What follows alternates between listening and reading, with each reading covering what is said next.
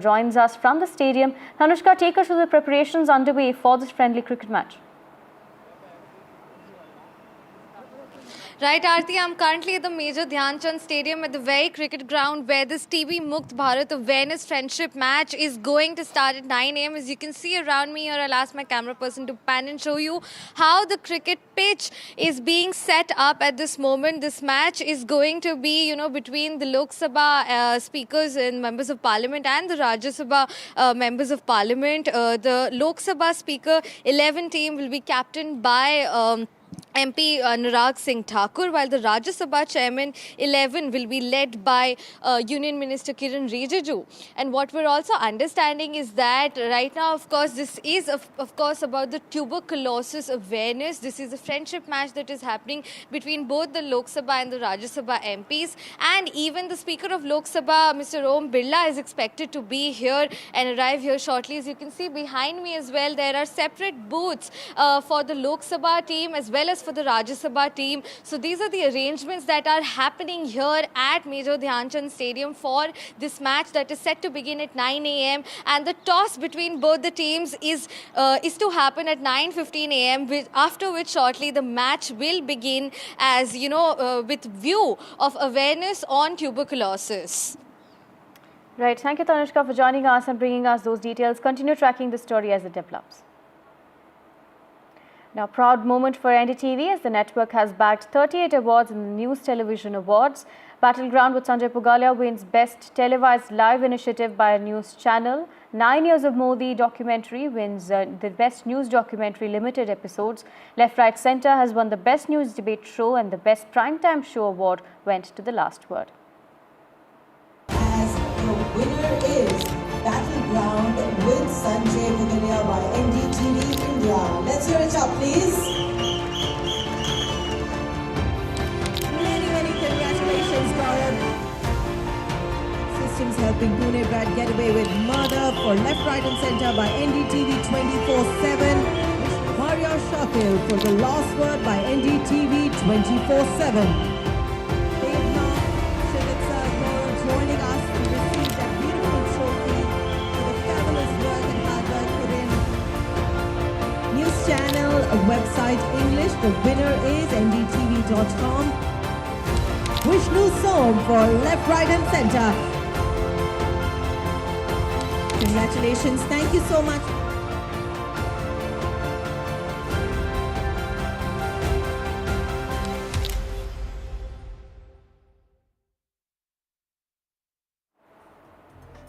We'll continue tracking these stories for you. For now, a short break.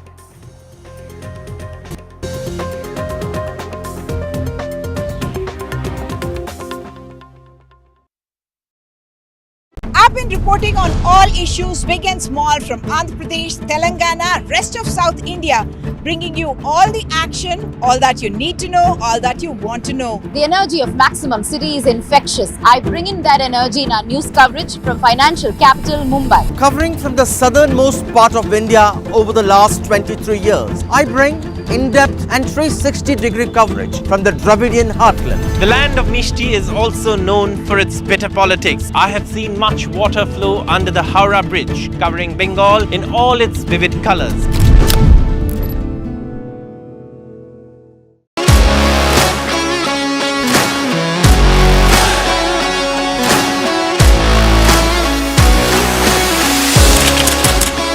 We are able to maintain the democratic fabric and the democratic system.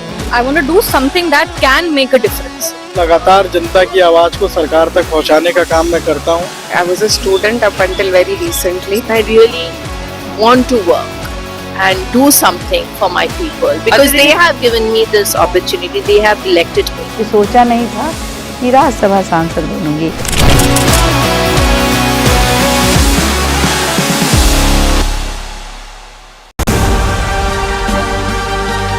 NDTV Indian of the Year 2024. NDTV network की तरफ से मैं आप सब लोगों का बहुत स्वागत करना चाहता हूं. Celebrating the extraordinary. Thank you, jury. बहुत धन्यवाद करना. Honoring those who shape India's future. For me, it is a great privilege to participate. NDTV Indian of the Year only on the NDTV network. New day, new show, a new experience. Start your day with the news, not views. We bring you stories that matter And impact your lives. news that informs and keeps you ahead. From Maximum City, Mumbai, To the state of governance, Delhi. NDTV brings to you the best breakfast show. The breakfast show only on NDTV 24/7 every morning at 8 a.m. NDTV proudly upholds its legacy of trust and credibility. According to the prestigious Reuters Institute's Digital News Report 2024, NDTV is the top-most news platform in the country. Number one in both online and offline reach in India. Beating all its competition, NDTV stands for trust. In today's interconnected world, India's voice is more crucial than ever. When India speaks, the world listens. At NDTV World, we are that voice, bringing you intelligent and insightful news from India and beyond. From geopolitics and diplomacy to economic shifts, migrations, tech disruptions, and the stories of our diaspora. We cover the news that shapes our global future. NDTV World, your new home for global news is here.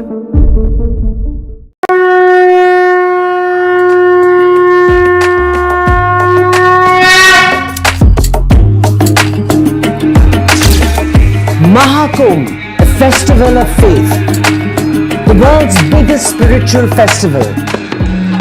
The divine dip at the spiritual Sangam. A sacred confluence of faith, culture and heritage. NDTV's mega coverage of the Mega Fest. NDTV at Mahakumbh 2025. I've been reporting on all issues big and small from Andhra Pradesh, Telangana, rest of South India, bringing you all the action, all that you need to know, all that you want to know. The energy of Maximum City is infectious. I bring in that energy in our news coverage from financial capital Mumbai. Covering from the southernmost part of India over the last 23 years, I bring in-depth and 360-degree coverage from the Dravidian heartland. The land of Mishti is also known for its bitter politics. I have seen much water flow under the Howrah Bridge, covering Bengal in all its vivid colors.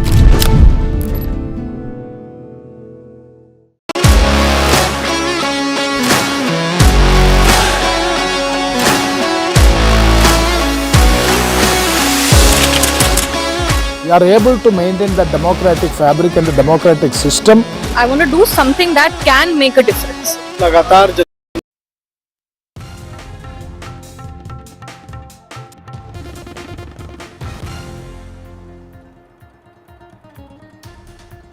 In Prime Minister Modi's reply to the constitutional debate, he said the essence of the constitution is unity in diversity. He slammed the Congress and said emergency trampled on the rights of people.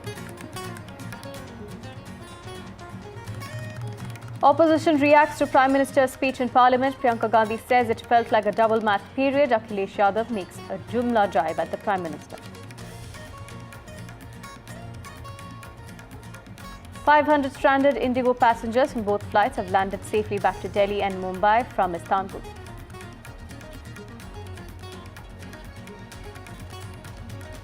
In the Bengaluru techie suicide case, Atul Subhash's wife Nikita Singhania has been arrested. The Bengaluru police make 3 arrests in total in the case.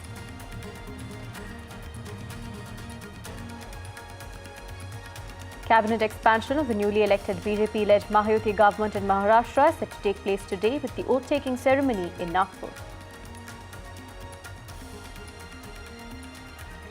Sri Lankan President Desanayake is in India on a 2-day visit, marking his first overseas trip since assuming office. NDTV wins big at the NT Awards battleground with Sanjay Pugalia wins 2 awards, Left, Right and Centre wins Best Debate Show. The Last Word wins Best Primetime News Show and NDTV Network wins 38 awards in total.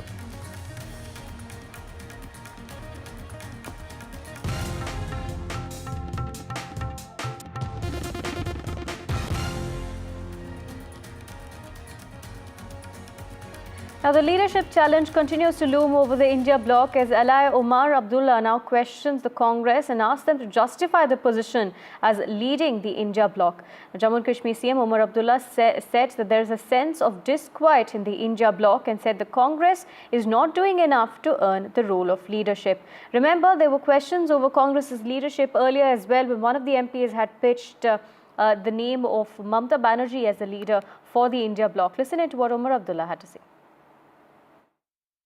Look, by virtue of the fact that they're the India bloc is a national alliance. Sure. By virtue of being the single largest party in parliament and also having the leader of the opposition in both the Lok Sabha and the Rajya Sabha, the fact that they have a pan-India footprint, which no other party can lay claim to, they are natural sort of leaders of an opposition movement. That said, that position has to be earned. It cannot be taken for granted. And therefore, I think the disquiet that you sense in some of the allies is because they feel that the position that has been given to the Congress is now, I mean, they're not doing enough to justify it or to earn it or to keep it. That's something the Congress might wish to consider. But otherwise, sort of a leader of the stature of Mrs. Sonia Gandhi, you don't have in any other political party, let's face it. And she does play an important part in the India bloc. She may not do much with the day-to-day running of the Congress party, but when the India bloc comes together, she does play an important leadership role. My colleague Nazir joins us with more details. Nazir, now in terms of the Congress and the India bloc, already there were questions being raised from the side of the TMC over their leadership. Now their ally Omar Abdullah also raising questions. Well, on one hand, Omar Abdullah is talking about Congress's pan-national footprint, pan-India footprint, and it is the largest party, be it in the parliament or in the Rajya Sabha. And then he talks about the sense of disquiet among the India bloc leaders. And he has been also talking about how there's no actually contact between the constituents of the India bloc. For example, the last meeting that was held of India bloc members was after the parliament election. So since then, there has not been any. Now we see Mamata Banerjee's claim that she can lead. There are people like Sharad Pawar, others, they have actually backed in a sense that. So there has been sense of disquiet, and in fact, the Congress leadership actually been put on notice by the members, India bloc members. So Omar Abdullah also talking about that, they have to justify their leadership, and they have to earn that leadership role as well. So clearly Congress has a challenge, and though India bloc may not have done well in the recent elections, particularly Maharashtra and Haryana, and they have badly lost it. And that has actually raised serious questions whether they can lead in the future elections. When it comes, we have Bihar elections already in Delhi. There's no alliance between the Aam Aadmi Party and the Congress, though both Aam Aadmi Party is part of the India bloc. But when it comes to real politics, they are fighting with each other. Right, Nazir, thank you for joining us and bringing us those details. I'm being joined by Kapil Madan, political analyst. Thank you for joining us, sir. At this point, again, Congress being questioned in terms of their leadership. Although Omar Abdullah has said that Sonia Gandhi's role in the India bloc is quite big, there have been, remember, questions raised earlier as well over the Congress's leadership and Mamata Banerjee being put up as a potential alternate leader. Well, in any, opposition coalition, you will have different leaders who will have, different thought processes, different aspirations. So I don't see, this, in a, negative, light, because if the leaders are speaking about their voices openly about the fact that, if they, have a different thought about the leadership, it shows that you have, in opposition, you have a space where every voice is being heard and everyone is entitled to share their view, and then you take a decision, what is the collective decision of the opposition, and you have to take everyone forward. Right. Thank you, Mr. Madan, for joining us and sharing your thoughts on this development.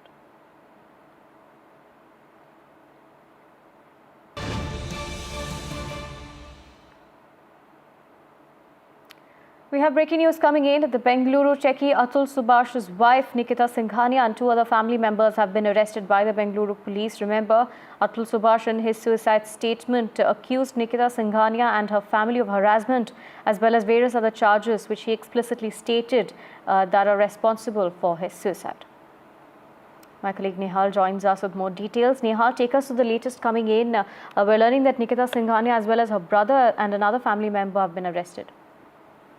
Yeah, Atul Singhania, the AI engineer, had accused his wife Nikita Singhania, mother, as well as Nikita Singhania's brother and his uncle. His uncle is absconding. Nikita Singhania has been arrested from Gurgaon, what we have come to know, and the remaining 2 means Nikita's mother and her brother, both have been arrested from Allahabad. All the 4 accused had approached Allahabad High Court for anticipatory bail, and it was supposed to come up for hearing in the coming week. Meanwhile, the Bengaluru police, in coordination with the Uttar Pradesh police, have arrested these 3. Still, the A4, who is Nikita Singhania's uncle, is still at large. He is absconding, and police is searching and trying to arrest him. All the 3 accused out of 4, those who have been arrested, were produced before the magistrate, and they have been sent to judicial custody as they have been arrested from 2 different places. Later, the police would take their custody and bring them to Bengaluru, because as per the notice that was served to them through their relative, and it was pasted on their residential premises, it is clearly written that once the notice is served, within 3 days after serving the notice, they were supposed to turn up before the circle officer or the SHO, you can say, of Marathanahalli police station, where the abatement of suicide case was registered. Atul Singhania had died by suicide on 9th of December, and his body was found hanging in his apartment. So now it's the big lead police team, Bengaluru police team, was camping there in Uttar Pradesh, and they were in constant touch with their counterparts in Uttar Pradesh and Haryana as per the CDR call data records. So now it's now Bengaluru police, a senior police officer said that soon they will be brought to Bangalore. Right. Thank you, Nihal, for joining us and bringing us those details.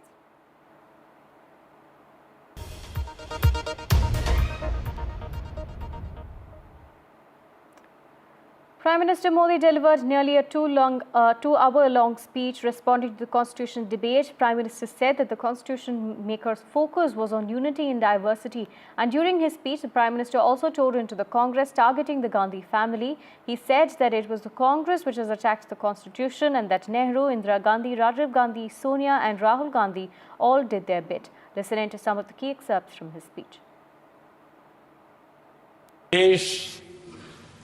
संविधान के 25 वर्ष पूरे कर रहा था, उसी समय हमारे देश में संविधान को नोच लिया गया,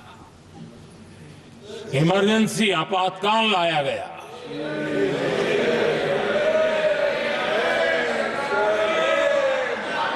संवैधानिक व्यवस्थाओं को समाप्त कर दिया गया, देश को जेल खाना बना दिया गया, नागरिकों के अधिकारों को लूट लिया गया, प्रेस की स्वतंत्रता को ताले लगा दिए गए, और कांग्रेस के माथे पर जो पाप है ना, वो कभी भी धुलने वाला नहीं है, कभी भी धुलने वाला। यह सर्वहिंदुता है। दुनिया में जब जब लोकतंत्र की चर्चा होगी, कांग्रेस के माथे का ये पाप कभी धुलने वाला नहीं है, क्योंकि लोकतंत्र का गला घोंट दिया गया था। मैं आज यहां किसी की व्यक्तिगत आलोचना करना नहीं चाहता, लेकिन तथ्यों को देश के सामने रखना जरूरी है, और इसलिए मैं तथ्यों को रखना चाहता हूं। कांग्रेस के एक परिवार ने संविधान को चोट पहुंचाने में कोई कोर कसर नहीं छोड़ी है।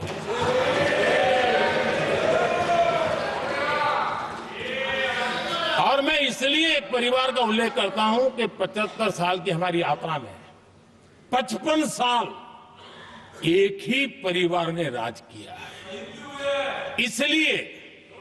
इसलिए देश को क्या क्या हुआ है ये जानने का अधिकार है।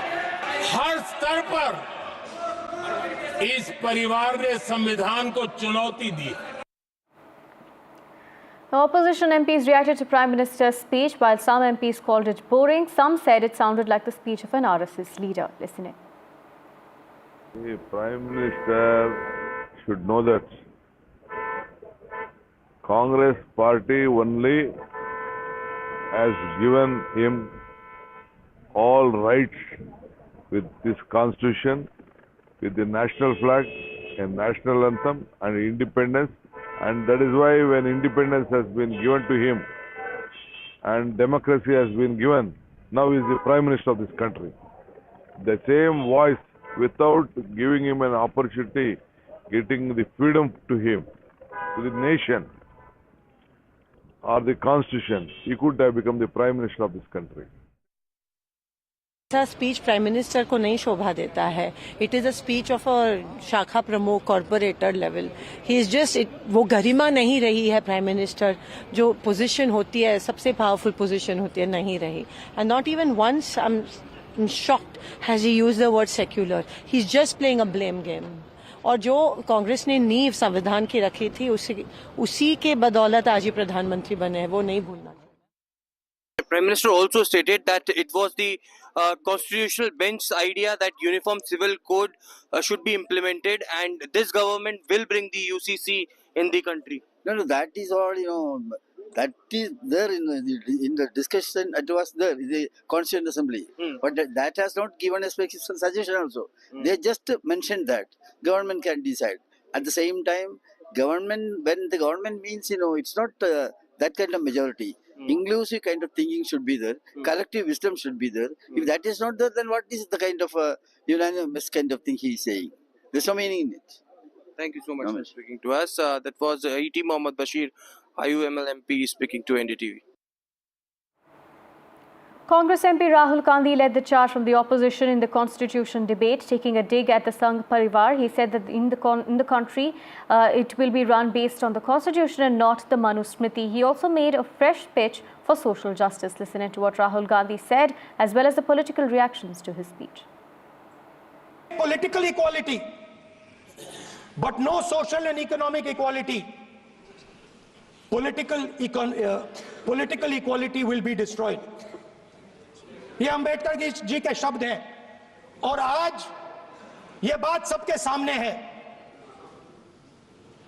पॉलिटिकल इक्वालिटी जो थी वो खत्म हो गई है. हिंदुस्तान के सारे इंस्टीट्यूशंस कैप्चर कर लिए गए हैं. सोशल इक्वालिटी नहीं रही, फाइनेंशियल इकोनॉमिक इक्वालिटी नहीं रही. इसीलिए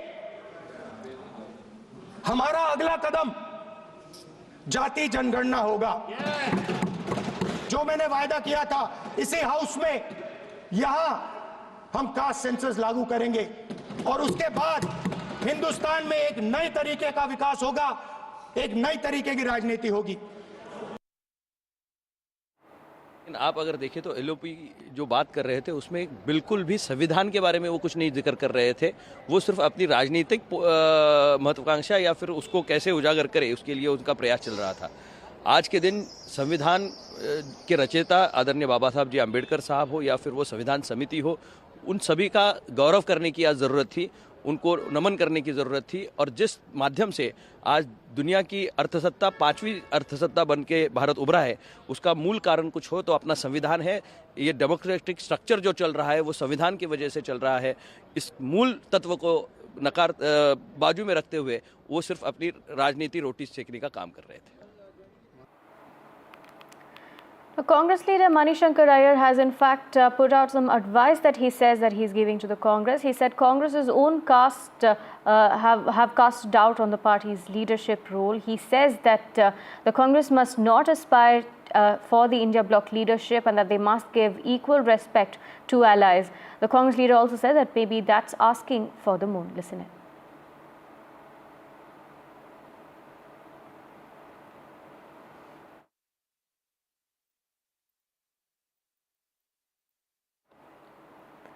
Right. We'll play out that bite shortly, but In this is these what Congress's circumstances- leader Mani Shankar Iyer has said. Congress, I've said this before, should stoop to conquer. And how should it stoop to conquer? By accepting to be part of an anti-BJP alliance, which becomes an anti-BJP coalition government. But for that, in my opinion, there are two conditions necessary. One is that the Congress should not aspire to the leadership of the alliance, at least while we are in opposition. And secondly, it should give equal respect to everyone in the opposition bloc and not allow controversies to develop with them over local issues. Maybe that's asking for the moon. And I was therefore delighted when the India Alliance came into existence, because that's exactly what I had advocated. But the India bloc has not been converted. It almost succeeded in the 2024 Lok Sabha election, when we came only 10 seats behind the BJP, only 10 seats. If we had consolidated the alliance better than we did, then we would have been, as a bloc, the single biggest party in parliament. We could have changed history or reversed history within 10 years of the BJP coming in.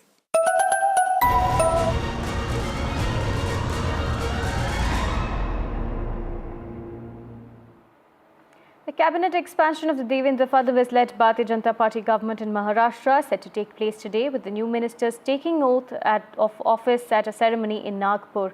Remember, this comes ahead of the week-long winter session of the state legislature that is slated to begin in Nagpur. My colleague Anuj joins us with more details. Anuj, take us through the latest coming in. The question of balancing portfolio is also the big question as the new ministers are going to be taking oath. Well, that is going to be the major concern. We see that the ministerial expansion that is going to happen this afternoon in Nagpur, all eyes will be on the key portfolios, be it home, be it finance, revenue, amongst others. Of course, home is expected to stay with Devendra Fadnavis, but it is revenue and finance that has become a major point of contention. We saw that after Eknath Shinde let go of his claim on the position of chief ministership, sources suggested that he made it very clear that he would not want Ajit Pawar to hold finance if he is not holding home ministry. But it will be interesting to see whether the Bharatiya Janata Party will agree to his demand, considering that the backlash, which has come from the NCP or a few leaders from the NCP has been very strong if in case Ajit Pawar is denied finance ministry. Besides that, we also saw that several important ministers may not get repeated this time around, and that is solely on the basis of the kind of performance and the efforts they put in the last election when it comes to campaigning, not for just their own constituency but for the party across. We have also seen how the leaders of all the three parties have time and again spoken about several parameters will be kept in mind when ministerial expansion will happen, and that includes the kind of statements made in public or the mobilization, the efforts put in the mobilization for Mahayuti as a whole and not just for that one particular political party. But while a majority of the leaders who were the ministers last time around are expected to repeat, but there are a few surprises in the bag is what sources suggest as well. A major contention or a major issue for Eknath Shinde's Shiv Sena mostly would be about satisfying the majority of their MLAs. We saw that last time around when he had a good stake at the 43 ministerial berths in the Mahayuti 1.2 government, he had the support of 41 MLAs. This time around, the number of MLAs has increased, and hence to make sure that everyone is kept as happy as they can be kept, we can also see a pattern of rotation when it comes to giving ministerial berths, and that is something that might be on cards later on. But as of today, we're expecting as many as 20 ministerial berths to go with the Bharatiya Janata Party, which is the lion's share, followed by Shiv Sena, which might be having 11 to 12, and then NCP, which would in all likeliness be having 7 plus 2, the 2 being the state ministries. Thank you, Anuj, for joining us and bringing us those details. A friendly cricket match between Lok Sabha Speaker Om Birla's team and Rajya Sabha Chairman Jagdeep Dhankar's team is being played today at the Major Dhyan Chand National Stadium in New Delhi. The 20-over cricket match titled TB Mukt Bharat Awareness Cricket Match is set to begin shortly. The Lok Sabha Speaker 11 team will be captained by Anurag Thakur, while Rajya Sabha Chairman 11 will be led by Kiran Rijiju. My colleague Tanushka joins us with more details. Tanushka, before we head on to Tanushka, in fact, let me take you through this particular match. This is being played for awareness of tuberculosis, as it's titled TB Mukt Bharat Awareness Cricket Match. But interestingly, players will be from the Rajya Sabha and the Lok Sabha. MPs as well as union ministers are playing. In fact, the Rajya Sabha team is being headed by Union Minister Kiran Rijiju, while MP Anurag Thakur will be leading the Lok Sabha team. Preparations are underway at the Major Dhyan Chand National Stadium, in fact, for this particular match. It's going to be a 20-over cricket match. It's a friendly cricket match that's being played between both sides. The visuals that you were seeing on your screen earlier were of the leaders, especially Anurag Thakur as well as Kiran Rijiju, who had gone to Om Birla to invite him to be the chief guest for the event. So Om Birla will be the chief guest of the event. His team is that of the Lok Sabha team. That will be captained by Anurag Thakur. Tanushka joins us from the stadium. Tanushka, take us through the preparations there. The cricket match is set to begin shortly, is what we're learning. Yes, Aarti, and the members of parliament are already pouring in. I'm currently being joined by member of parliament in the Lok Sabha, Chandrasekhar Azad. Sir, how are you looking forward to the match here? कितने time बाद आप pitch पे आ रहे हो? देखिए, हम तो ग्रामीण क्षेत्र से आए हुए हैं, किसान के बेटे हैं, हम तो रोज ही पिच पे रहते हैं, बस पिच की तासीर अलग अलग होती है। आज ये क्रिकेट की पिच है, रोज हम जो हैं जनता के लिए लड़ने के लिए पार्लियामेंट की पिच पे या सड़क पे रहते हैं, तो हम ड्यूटी कर रहे हैं। ये भी हमारी ड्यूटी है कि जो बुराइयां हैं, जो परेशानियां हैं, जो बीमारियां हैं, उनके खिलाफ भी एक मजबूत लड़ाई लड़ी जाए, और ये बिना अवेयरनेस के कामयाब नहीं हो सकती। आज का जो कार्यक्रम है वो अवेयरनेस के लिए है, और मेरा विश्वास है कि इसका बहुत बड़ा फ़ायदा जो है इस बीमारी से लड़ने के लिए देश के लोगों को होगा। Thank you so much, sir. So that was Chandrasekhar Azad. All the members of the parliament here are gearing up for the match. And of course, the cause here in concern is that of tuberculosis. This match is a tuberculosis awareness friendship match between the Lok Sabha members of parliament and the Rajya Sabha members of parliament. Dipinder Singh Hooda is also present here currently. So all the MPs are pouring in, and the toss is also, to happen soon and shortly. And the arrangements are also on. These are the two booths behind me, one for the Lok Sabha Speaker's team, the other for the Rajya Sabha Speaker's team. The Rajya Sabha Speaker's team will be headed and captained by Union Minister Kiran Rijiju, and Lok Sabha's team will be captained by Anurag Singh Thakur. So looking forward to this match at this point for the TB awareness. Back to studio. Thank you, Tanushka, for joining us and bringing us those details from the ground. We'll continue tracking these stories for you. For now, a short break. Hello, Moto. Motorola Edge 50 Pro, world's first AI-powered pro-grade camera.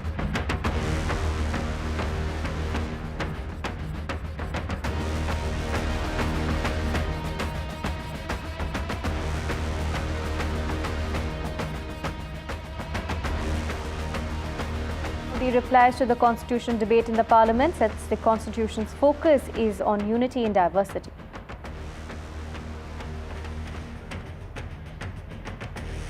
Opposition MPs react to the Prime Minister's speech. Priyanka calls it double math period. Akhilesh Yadav takes a Jumla jibe. 500 stranded Indigo passengers from both flights land safely in Delhi and Mumbai from Istanbul. Cabinet expansion of the newly elected BJP-led Mahayuti government set to take place in Nagpur.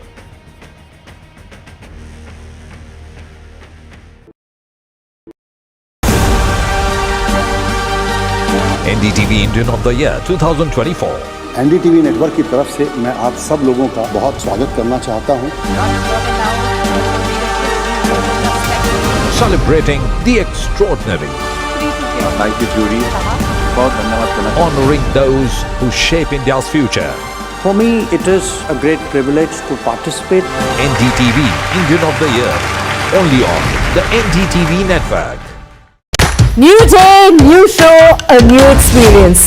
Start your day with the news, not views. We bring you stories that matter and impact your lives. News that informs and keeps you ahead.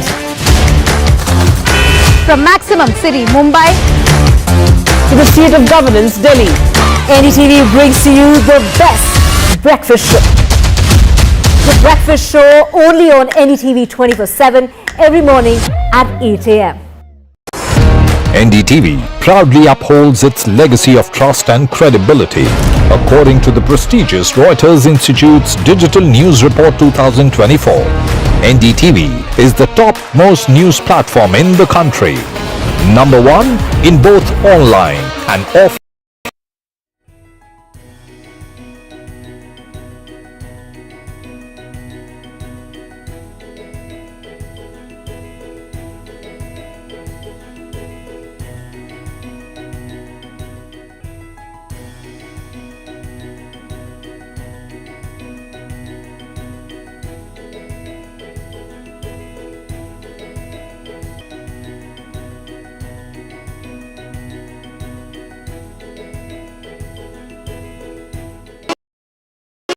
In today's interconnected world, India's voice is more crucial than ever.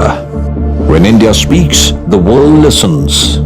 At NDTV World, we are that voice, bringing you intelligent and insightful news from India and beyond.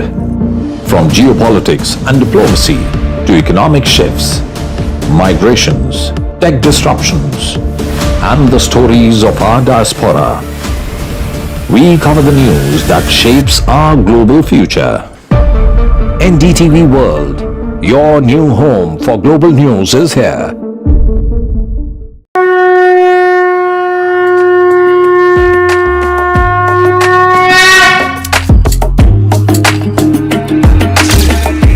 Mahakumbh, the festival of faith, the world's biggest spiritual festival, the divine dip at the spiritual Sangam, a sacred confluence of faith, culture and heritage. NDTV's mega coverage of the Mega Fest. NDTV at Mahakumbh 2025. I've been reporting on all issues big and small from Andhra Pradesh, Telangana, rest of South India, bringing you all the action, all that you need to know, all that you want to know. The energy of Maximum City is infectious. I bring in that energy in our news coverage from financial capital Mumbai. Covering from the southernmost part of India. Hello, Moto. Motorola Edge 50 Pro. World's first AI-powered pro-grade camera.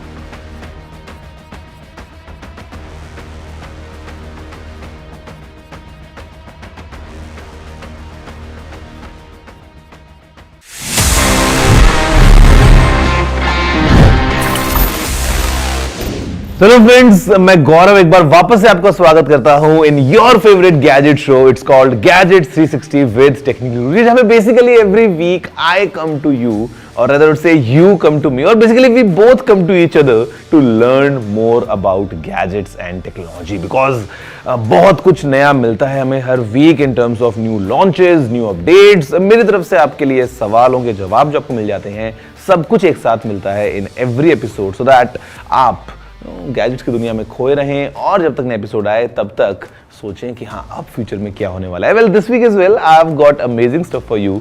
काफी मजा आने वाला है, तो बिना time waste किए जल्दी से आगे बढ़ते हैं. चलिए शुरू करते हैं.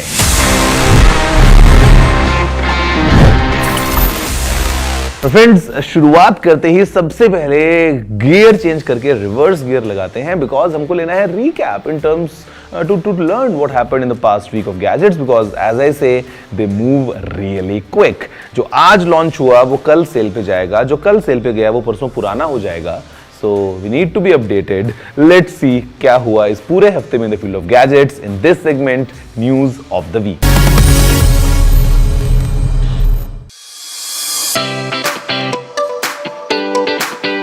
Google has introduced its latest innovation in quantum computing, the Willow quantum processor. ये प्रोसेसर क्रिप्टोग्राफी, ड्रग डिस्कवरी और AI जैसे फील्ड्स को रेवोल्यूशनलाइज करने वाला है by exponentially increasing computational power. Realme is gearing up to launch its latest smartphone, the Realme 14X 5G in India. ये एक सब 20K स्मार्टफोन होगा जो ड्यूरेबिलिटी और अफोर्डेबिलिटी दोनों को टारगेट करेगा. The official launch date and details are expected to be revealed shortly. Xiaomi has expanded its portfolio into electric vehicles with the unveiling of the YU7 electric SUV in China. Featuring a sleek design, advanced autonomous driving capabilities, and a competitive price point, pre-orders select markets में जल्द ही open होंगे. Apple has started rolling out iOS 18.2, bringing ChatGPT integration directly to its devices. इस update से users OpenAI के conversational AI को Siri और system functions के through seamlessly access कर पाएंगे. ये फीचर प्रोडक्टिविटी और डेली इंटरैक्शंस को और ज्यादा एनहांस करेगा. OpenAI has made Sora, its advanced AI video generation model, publicly available. Sora की मदद से यूजर्स सिंपल टेक्स्ट प्रॉम्प्ट से हाई क्वालिटी और रियलिस्टिक वीडियोस क्रिएट कर सकते हैं with applications ranging from content creation to marketing. Friends, for the first story, let's fly to Europe. Let's fly to Germany. Stuttgart in Germany, जहाँ पे हैं Mercedes-Benz के headquarters. And वहाँ पे जब मैं गया, मैं आपको भी अपने साथ लेके जाने वाला हूँ and हम बात करने वाले हैं about the future of cars. Guys, this is some very exclusive piece just for you. For us to learn कि फ्यूचर में जो कार्स आने वाली हैं, जो मर्सिडीज डेवलप कर रहा है, उसमें क्या क्या टेक्नोलॉजीज होने वाली हैं, what all amazing features these cars would have, and how exactly the futures of cars looks like from the point of view of Mercedes-Benz. Let's go to Stuttgart to learn more about it.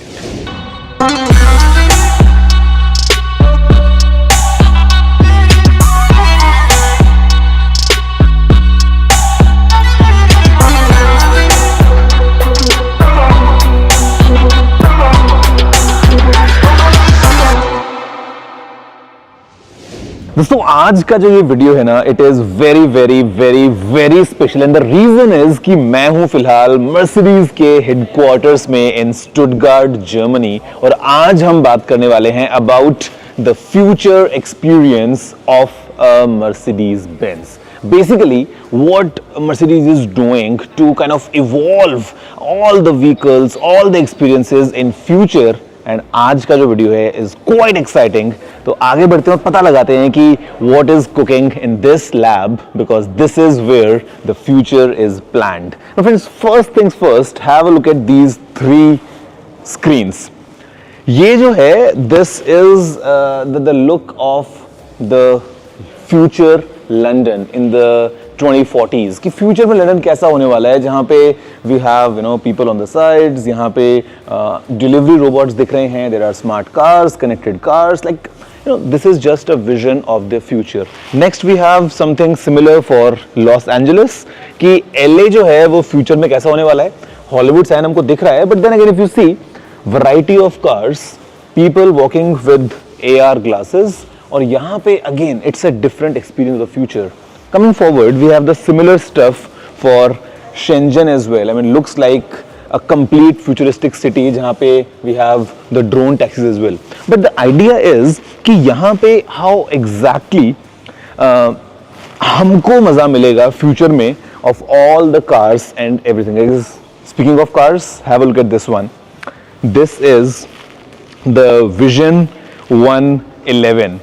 मतलब ये लगता है कि किसी movie के set से निकल के यहाँ पे आई है या फिर यहाँ से किसी मूवी के सेट पे जा सकती है, but the idea is this is what we are supposed to get some time in future with all the tech packed in. और आज हमने देखा यहाँ पे अलग अलग एक्सपीरियंसेस, मैं आपको दिखाता हूँ एक एक करके quickly that what all things we saw in terms of new engineering, in terms of new experiences and stuff that would be really helpful for the cars of the future.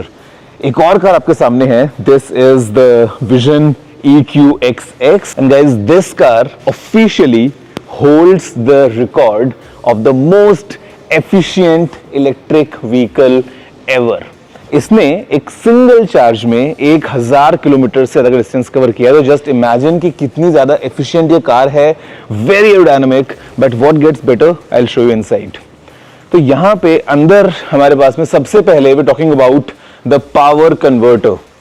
ये जो पूरा एक्सपीरियंस है, मतलब see if you talk about futuristic cars, अगर हम EVs बात करें, innovation is a की and Mercedes usually spends like 8 billion euros annually just for the R&D side। तो यहाँ पे डेवलप किया है ये एक बहुत ही छोटा सा पावर कन्वर्टर। फ्यूचर में this might be used in cars और बेसिकली होगा क्या कि जो बैटरी टेक्नोलॉजी है, जैसे हम अलग अलग सेल्स देखते हैं जो लगे होते हैं, मतलब overall the efficiency and the reliability and the fast charging everything will enhance। एक और चीज मुझे बहुत exciting है which is right here because this if you see is the roof of the Vision EQXX और इसके अंदर solar panels लगे हैं। Now a solar panel if I show you how exactly it looks is like this। अब ये काफी fragile है and I mean not as efficient and of course you can't have it छत के अलावा कहीं और कार में, but what's the future is this. ये जो है this is a very interesting thing which is a solar coating. तो इमेजिन करो कि कार की बॉडी के ऊपर आपने पूरा ऐसा कोट कर दिया है and what we are getting is कि आपको कार चार्ज नहीं करनी है, धूप से आपको इतनी बैटरी मिल रही है कि you can continue your days मतलब नॉर्मल रूटीन, और एक साल में लेट से 12,000 किलोमीटर गाड़ी चलाने लायक जो एनर्जी आपको चाहिए it's coming straight from here. And यहाँ पे because we are using the power converter straight away the battery is being charged. हमने कुछ डेमोज लिए, काफी एक्साइटिंग लगा। Let me show you what's next.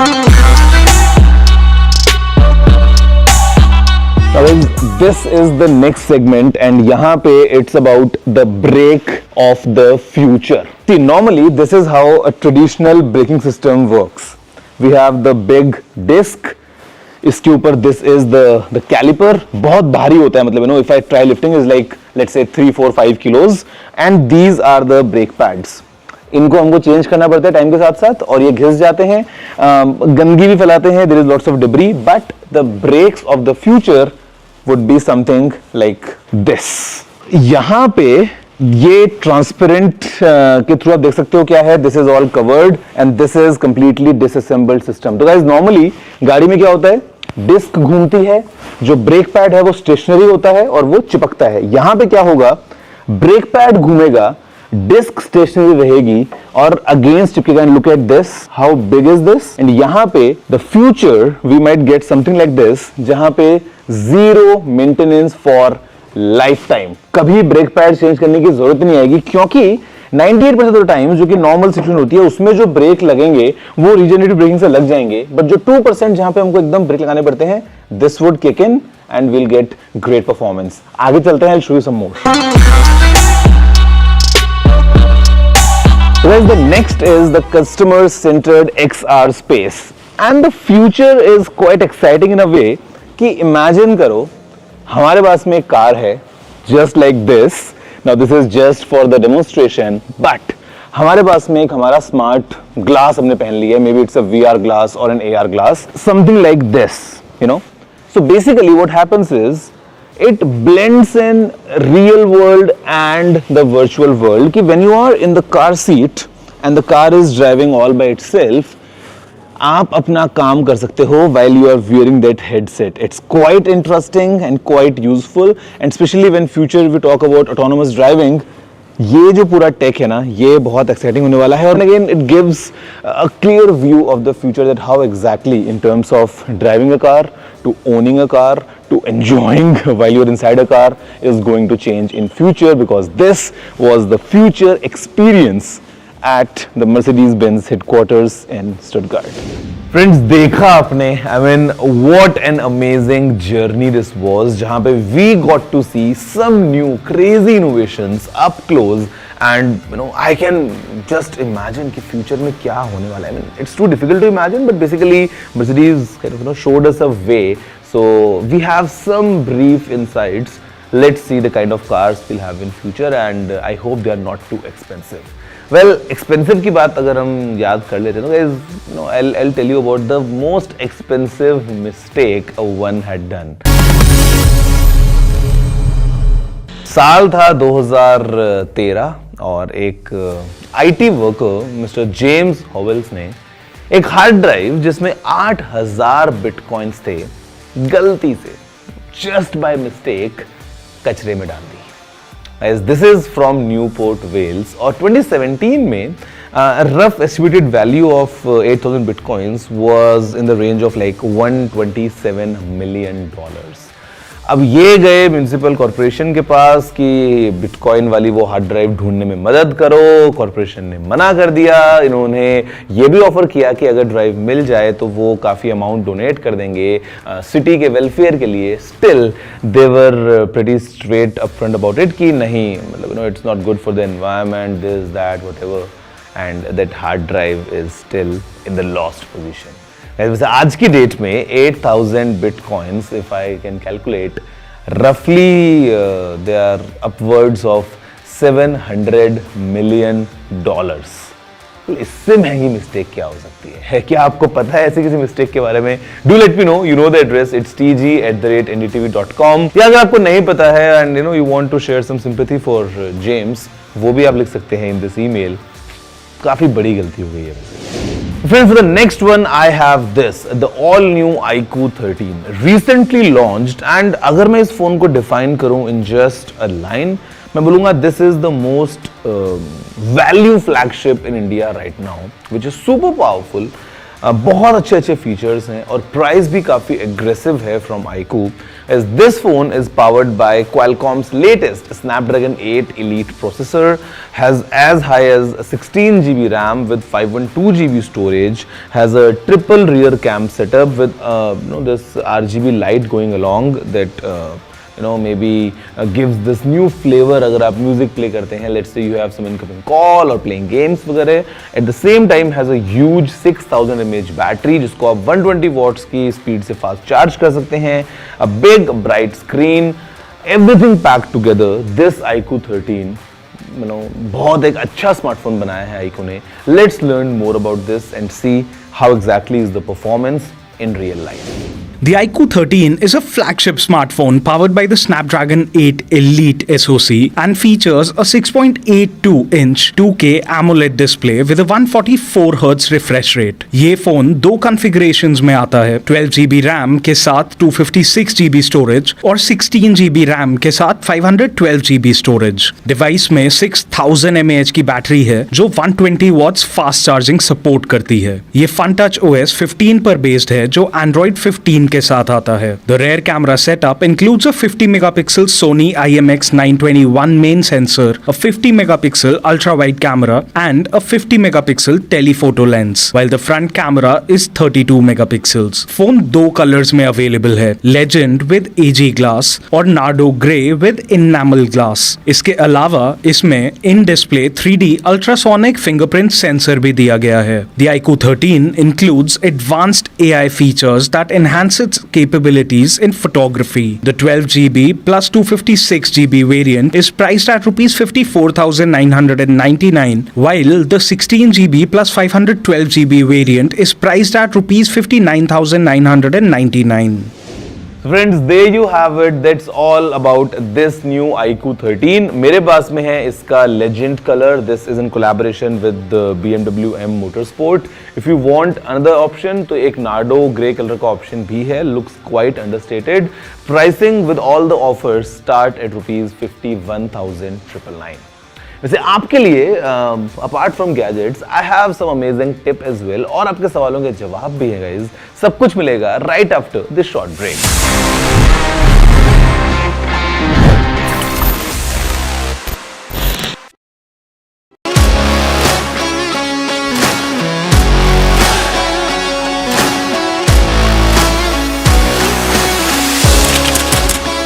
We are able to maintain the democratic fabric and the democratic system.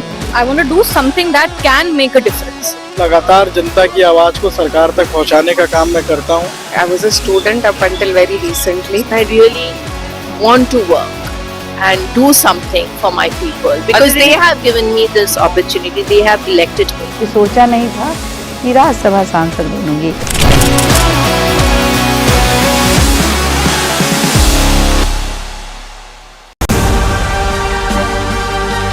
NDTV Indian of the Year 2024. NDTV network की तरफ से मैं आप सब लोगों का बहुत स्वागत करना चाहता हूं। Celebrating the extraordinary. Thank you, jury. बहुत धन्यवाद करना। Honoring those who shape India's future. For me, it is a great privilege to participate. NDTV Indian of the Year. Only on the NDTV network. New day, new show, a new experience. Start your day with the news, not views. We bring you stories that matter and impact your lives. News that informs and keeps you ahead. From maximum city, Mumbai, To the seat of governance, Delhi, NDTV brings to you the best breakfast show. The breakfast show only on NDTV 24/7 every morning at 8 a.m. NDTV proudly upholds its legacy of trust and credibility. According to the prestigious Reuters Institute's Digital News Report 2024, NDTV is the top-most news platform in the country. Number one in both online and offline reach in India. Beating all its competition, NDTV stands for trust.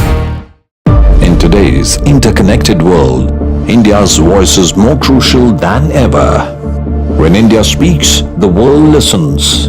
At NDTV World, we are that voice, bringing you intelligent and insightful news from India and beyond. From geopolitics and diplomacy to economic shifts, migrations, tech disruptions, and the stories of our diaspora. We cover the news that shapes our global future. NDTV World, your new home for global news is here.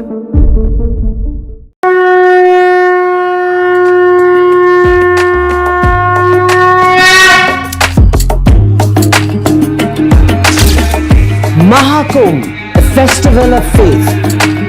The world's biggest spiritual festival. The divine dip at the spiritual Sangam. A sacred confluence of faith, culture and heritage. NDTV's mega coverage of the Mega Fest. NDTV at Mahakumbh 2025. I've been reporting on all issues big and small from Andhra.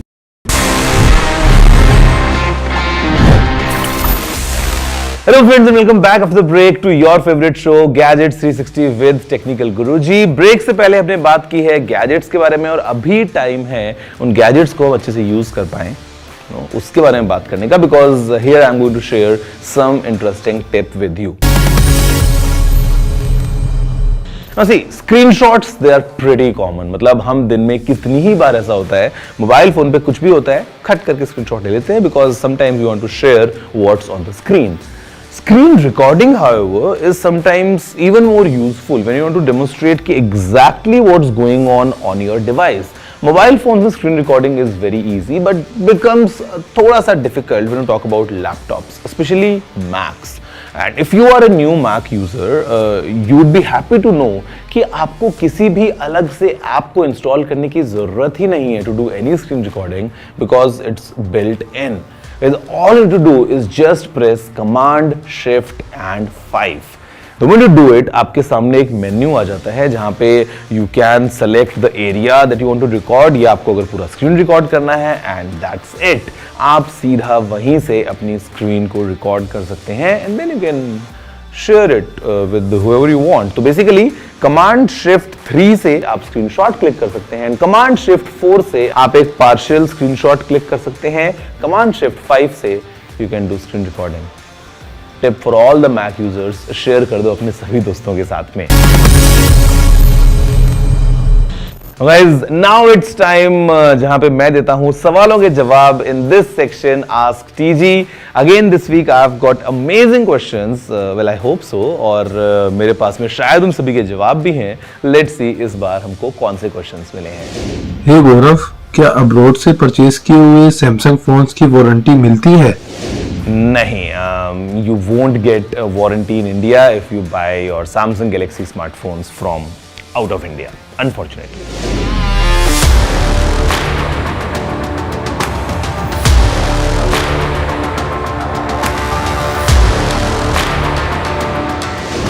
Well my friend, options हैं market में of a smart ring under ₹20,000, but unfortunately I cannot recommend any one of those options because कहीं ना कहीं आपको कुछ ना कुछ इतना मज़ा नहीं आएगा।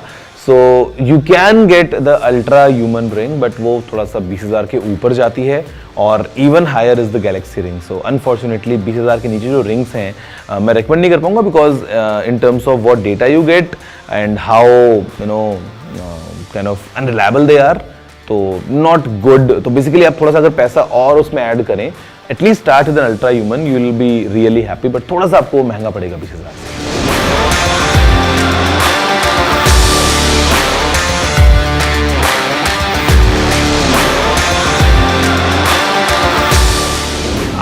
Nokia Morph prototype, still remember those images जो एक टाइम पे आई थी सामने कि yes this might be the phone of the future वगैरह, but I don't think so हमको ऐसा कोई डिवाइस देखने को मिलेगा। Mobile phones as we see today more or less ऐसे ही रहने वाले हैं जब तक वो रहेंगे।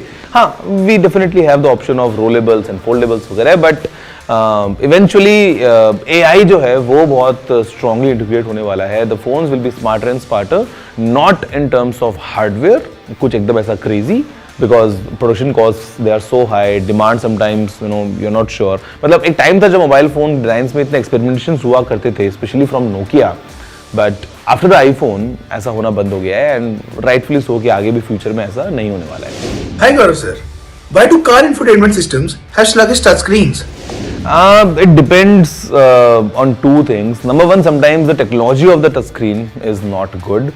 Sometimes the processing power that the car has is not adequate, कि आप जब टच करते हो उसके 3 सेकंड बाद फिर वो मेन्यू खुलता है। Sometimes the scrolling is not smooth वगैरह वगैरह। But if you see in the modern cars that we have right now, they are pretty good, और वो आपको लगता है जैसे अपना मोबाइल फोन या एक टैबलेट ही आप यूज कर रहे हैं। तो depends on car to car, and then again depends on, like for example if you take Mercedes from 10 years ago cut to how it is today, the difference is night and day। तो over time the cars are being evolved बहुत ज़्यादा अच्छे से, but yeah I get it, sometimes it feels slow just because maybe the processing power is not adequate, या फिर जो technology touch screen की है वो लेटेस्ट नहीं है।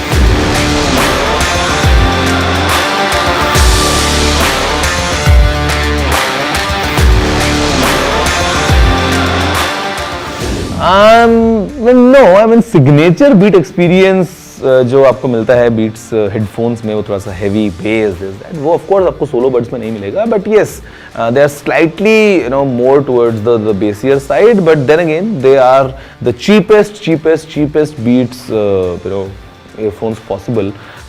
तो वो आपको एकदम अगर बीट्स एक्सपीरियंस चाहिए, not the right product for that.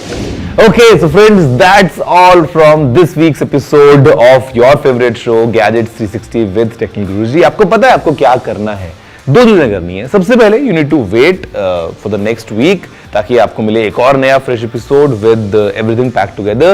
Second thing, in the meantime, you just need to write me an email. tg@ndtv.com is the address. The email could be about anything. आपके सवाल अगर आपको कुछ पूछने हैं, let's say you want to write some suggestion or some appreciation, the address remains the same, और मैं और मेरी टीम हमारे inboxes को छानते रहेंगे for all your messages by the time मैं जाके प्रिपेयर करता हूँ अपना एपिसोड, आप कीजिए आराम. I will see you all next week, same time same place. अभी के लिए इतना ही. Have a good day and take care.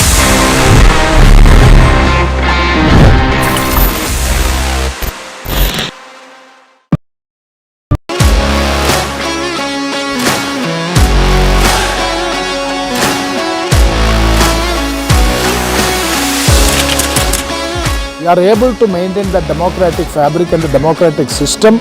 I want to do something that can make a difference. लगातार जनता की आवाज को सरकार तक पहुंचाने का काम मैं करता हूं.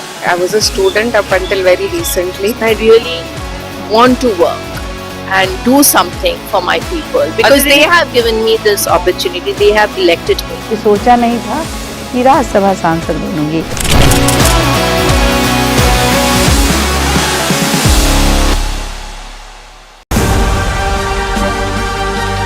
NDTV Indian of the Year 2024. NDTV network की तरफ से मैं आप सब लोगों का बहुत स्वागत करना चाहता हूं. Celebrating the extraordinary. Thank you, jury. बहुत धन्यवाद करना. Honoring those who shape India's future. For me, it is a great privilege to participate. NDTV Indian of the Year. Only on the NDTV network. New day, new show, a new experience. Start your day with the news, not views. We bring you stories that matter and impact your lives. News that informs and keeps you ahead. From Maximum City, Mumbai, To the seat of governance, Delhi, NDTV brings to you the best breakfast show. The breakfast show only on NDTV 24/7 every morning at 8 a.m. NDTV proudly upholds its legacy of trust and credibility. According to the prestigious Reuters Institute's Digital News Report 2024, NDTV is the top-most news platform in the country. Number one in both online and offline reach in India. Beating all its competition, NDTV stands for trust. In today's interconnected world, India's voice is more crucial than ever. When India speaks, the world listens. At NDTV World, we are that voice, bringing you intelligent and insightful news from India and beyond.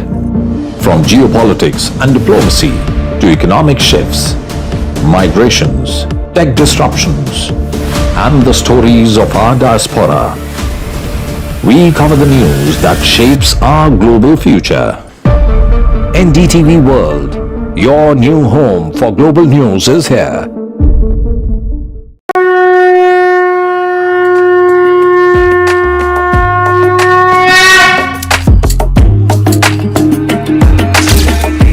Mahakumbh, a festival of faith. The world's biggest spiritual festival.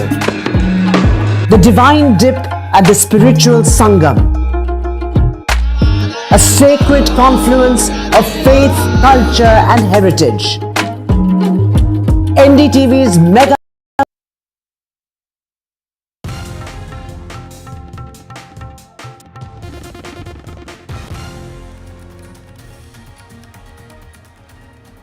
India bloc's leadership debacle continues after Omar Abdullah says the Congress is not doing enough to earn the leadership role. Congress leader Manishankar Iyer casts doubt on the party's leadership.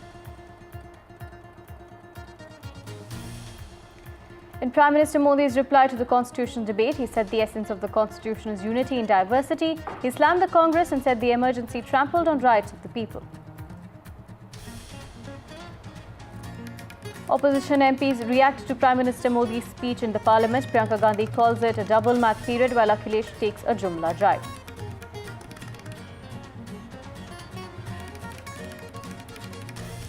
Bengaluru techie suicide Atul Subhash's wife Nikita Singhania arrested. Bengaluru police make 3 arrests in the case.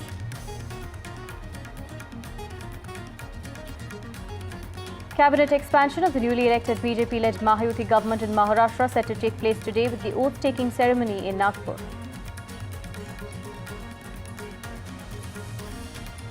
NDTV wins big in the NT Awards. Battleground with Sanjay Pogalia wins 2 awards. Left, Right and Centre wins Best Debate Show. The Last Word wins Best Primetime News Show. NDTV Network wins 38 awards in total.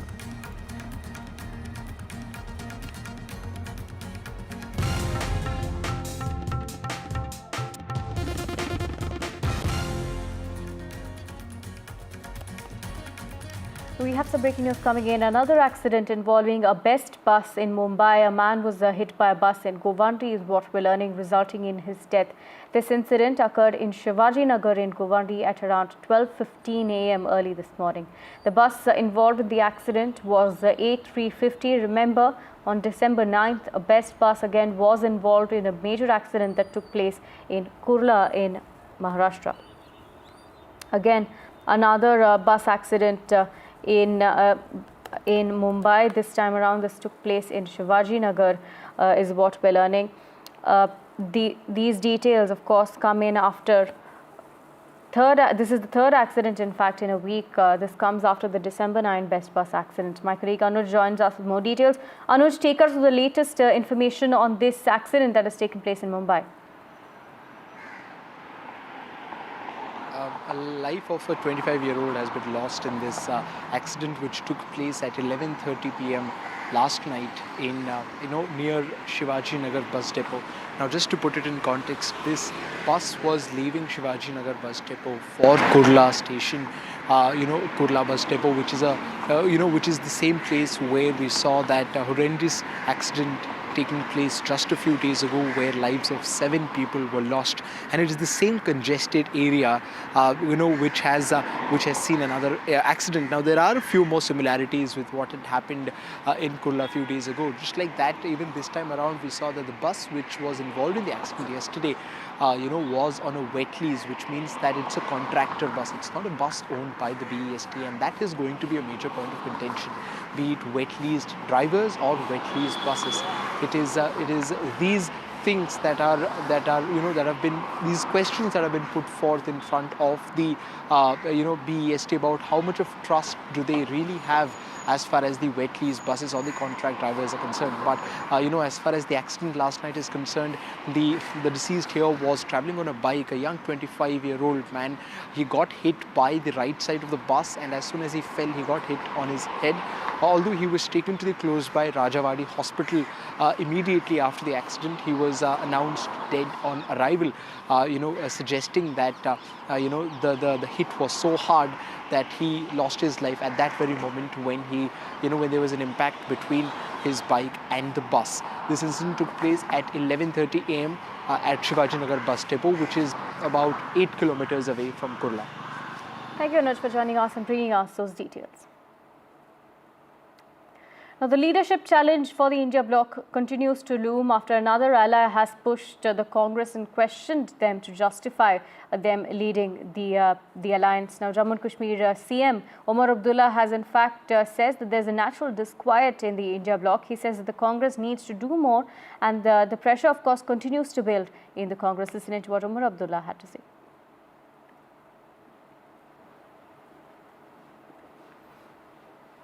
Look, by virtue of the fact that they're the India bloc is a national alliance. Sure. By virtue of being the single largest party in parliament and also having the leader of the opposition in both the Lok Sabha and the Rajya Sabha, the fact that they have a pan-India footprint, which no other party can lay claim to, they are natural sort of leaders of an opposition movement. That said, that position has to be earned. It cannot be taken for granted. And therefore, I think the disquiet that you sense in some of the allies is because they feel that the position that has been given to the Congress is now, they're not doing enough to justify it or to earn it or to keep it. That's something the Congress might wish to consider. Yeah. But otherwise, sort of a leader of the stature of Mrs. Sonia Gandhi, you don't have in any other political party, let's face it. And she does play an important part in the India bloc. She may not do much with the day-to-day running of the Congress party, but when the India bloc comes together, she does play an important leadership role. Now, apart from that, Congress's own leader has questioned the leadership of the party in the alliance. Senior Congress leader Manishankar Iyer has told PTI on what should be the way forward for the Congress. He says the Congress must not aspire to be the India bloc leader and that it must give equal respect and equal opportunity to its allies as well.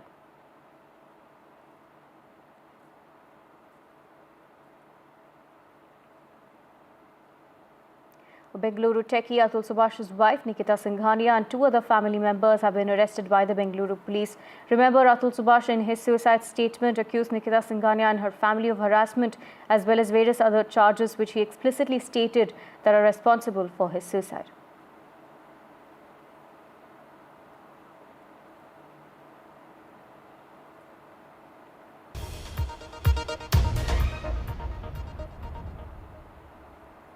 Prime Minister Modi delivered a nearly 2-hour-long speech responding to the Constitution debate. Prime Minister said that Constitution makers focus on unity in diversity, and during his speech, the Prime Minister also tore into the Congress, targeting the Gandhi family.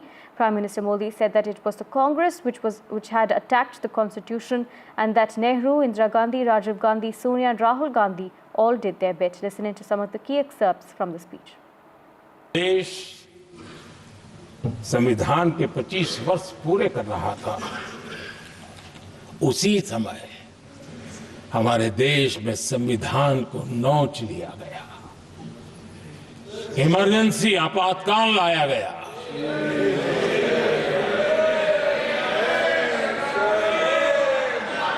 संवैधानिक व्यवस्थाओं को समाप्त कर दिया गया, देश को jail खाना बना दिया गया, नागरिकों के अधिकारों को लूट लिया गया, प्रेस की स्वतंत्रता को ताले लगा दिए गए, और कांग्रेस के माथे पर जो पाप है ना, वो कभी भी धुलने वाला नहीं है, कभी भी धुलने वाला। यह सब हिंदुता है। दुनिया में जब जब लोकतंत्र की चर्चा होगी, कांग्रेस के माथे का ये पाप कभी धुलने वाला नहीं है, क्योंकि लोकतंत्र का गला घोंट दिया गया था। आज यहां किसी की व्यक्तिगत आलोचना करना नहीं चाहता, लेकिन तथ्यों को देश के सामने रखना जरूरी है, और इसलिए मैं तथ्यों को रखना चाहता हूं। कांग्रेस के एक परिवार ने संविधान को चोट पहुंचाने में कोई कोर कसर नहीं छोड़ी है।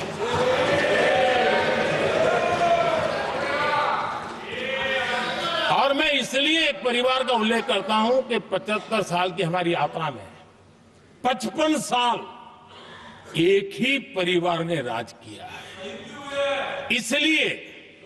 इसलिए देश को क्या क्या हुआ है ये जानने का अधिकार है। हर स्तर पर इस परिवार ने संविधान को चुनौती दी। Opposition MPs reacted to Prime Minister Modi's speech, while some MPs called it boring. Some said it sounded like the speech of an RSS leader. Listening. The Prime Minister should know that Congress party only has given him all rights with this constitution, with the national flag and national anthem and independence, and that is why when independence has been given to him and democracy has been given, now he is the Prime Minister of this country. The same voice, without giving him an opportunity, getting the freedom to him, to the nation or the constitution, he could have become the Prime Minister of this country. ऐसा speech prime minister को नहीं शोभा देता है. It is a speech of a शाखा प्रमुख corporator level. He is just, वो गरिमा नहीं रही है प्राइम मिनिस्टर. जो पोजीशन होती है, सबसे पावरफुल पोजीशन होती है, नहीं रही. And not even once I am shocked has he used the word secular. He is just playing a blame game. और जो कांग्रेस ने नींव संविधान की रखी थी, उसी के बदौलत आज ही प्रधानमंत्री बने हैं, वो नहीं भूलना. Congress MP Rahul Gandhi led the charge from the opposition in the Constitution debate, taking a dig at the Sangh Parivar. He said that the country will be run based on the Constitution and not the Manusmriti. He also made a fresh pitch for social justice. Listening to what Rahul Gandhi as well as political reactions to his speech. Political equality, but no social and economic equality. Political equality will be destroyed. ये अंबेडकर जी के शब्द हैं, और आज ये बात सबके सामने है पॉलिटिकल इक्वालिटी जो थी वो खत्म हो गई है। हिंदुस्तान के सारे इंस्टीट्यूशंस कैप्चर कर लिए गए हैं।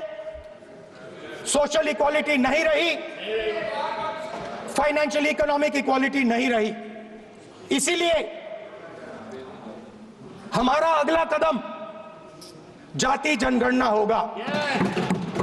जो मैंने वायदा किया था इसी हाउस में, यहां हम कास्ट सेंसस लागू करेंगे और उसके बाद हिंदुस्तान में एक नए तरीके का विकास होगा, एक नई तरीके की राजनीति होगी। लेकिन आप अगर देखें तो एलओपी जो बात कर रहे थे उसमें बिल्कुल भी संविधान के बारे में वो कुछ नहीं जिक्र कर रहे थे। वो सिर्फ अपनी राजनीतिक महत्वाकांक्षा या फिर उसको कैसे उजागर करे उसके लिए उनका प्रयास चल रहा था। आज के दिन संविधान के रचयिता आदरणीय बाबा साहब जी अम्बेडकर साहब हो या फिर वो संविधान समिति हो, उन सभी का गौरव करने की आज ज़रूरत थी, उनको नमन करने की ज़रूरत थी। और जिस माध्यम से आज दुनिया की अर्थसत्ता 5वीं अर्थसत्ता बन के भारत उभरा है, उसका मूल कारण कुछ हो तो अपना संविधान है। ये डेमोक्रेटिक स्ट्रक्चर जो चल रहा है वो संविधान की वजह से चल रहा है। इस मूल तत्व को बाजू में रखते हुए वो सिर्फ अपनी राजनीति रोटी सेकने का काम कर रहे थे।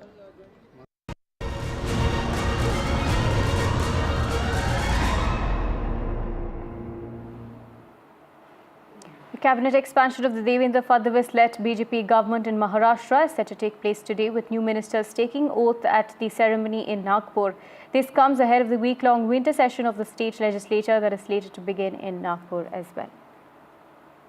नहीं, फोन वगैरह अभी तक कुछ नहीं आया, पर देखते हैं अभी क्या होता है। नहीं, कार्यकर्ता की, लोगों की, कॉन्स्टिट्यूंसी में की उनकी अपेक्षा तो रहती है, पर जो पार्टी और देवेंद्र जी डिसीजन लेंगे वो हमें मान्य रहेगा सब। We'll continue tracking these stories for you. For now, a short break.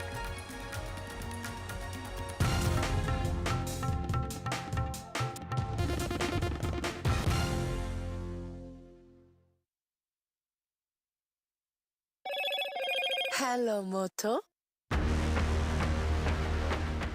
Motorola Edge 50 Pro. World's first AI-powered pro-grade camera.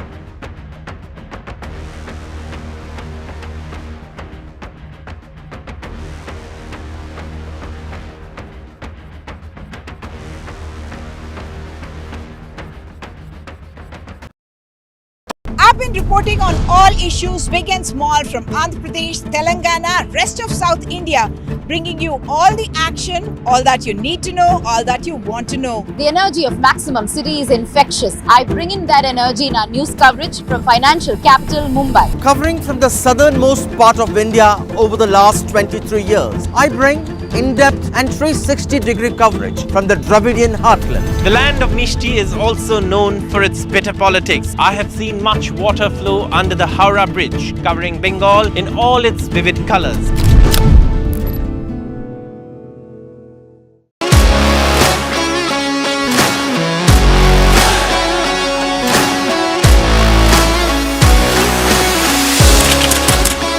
We are able to maintain the democratic fabric and the democratic system. I want to do something that can make a difference. लगातार जनता की आवाज को सरकार तक पहुंचाने का काम मैं करता हूं। I was a student up until very recently. I really want to work and do something for my people because they have given me this opportunity. They have elected me. सोचा नहीं था कि राज्यसभा सांसद बनूंगी।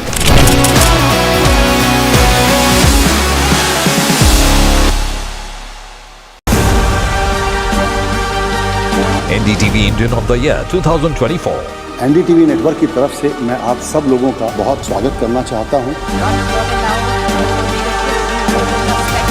Celebrating the extraordinary. Thank you, jury. बहुत धन्यवाद करना चाहता हूं। Honoring those who shape India's future. For me, it is a great privilege to participate. NDTV Indian of the Year. Only on the NDTV network. New day, new show, a new experience. Start your day with the news, not views. We bring you stories that matter and impact your lives. News that informs and keeps you ahead. From maximum city, Mumbai, To the state of governance, Delhi, NDTV brings to you the best breakfast show. The breakfast show only on NDTV 24/7 every morning at 8 a.m.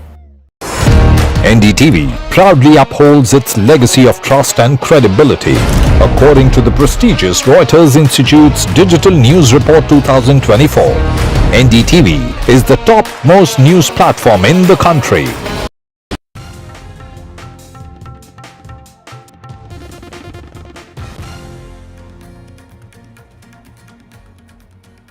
A friendly cricket match between Lok Sabha Speaker Om Birla's team and Rajya Sabha Chairman Jagpreet Dhankar's team is being played today. The 20-over cricket match, titled TB Mukt Bharat Awareness Cricket Match, is taking place at the Major Dhyan Chand National Stadium in New Delhi. The Lok Sabha Speaker's 11 team will be captained by Anurag Thakur, while Rajya Sabha Chairman's 11 will be captained by Kiran Rijiju. My colleague Tanushka spoke to the leaders who are donning the cap of cricketers for the day. Listen in. So are you looking forward to this match, from the parliament to the pitch? See, when you are in the sporting field, you are completely bound by the sportsman spirit.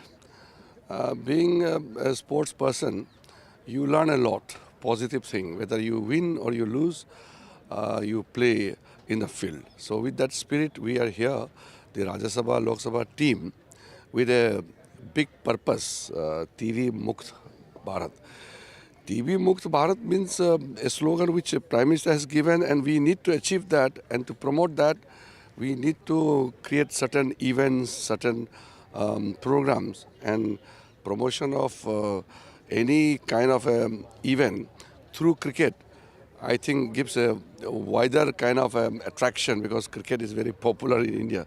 So I hope whether we play cricket or we do anything, we must achieve the target of TV Mukt Bharat. Sir, both the MPs of the Rajya Sabha and the Lok Sabha opposition as well has come together for this cause. Yes, Can we expect, anything else, any other issue to, come up like this, MPs coming together for a cause? Yes, definitely. We are playing cricket.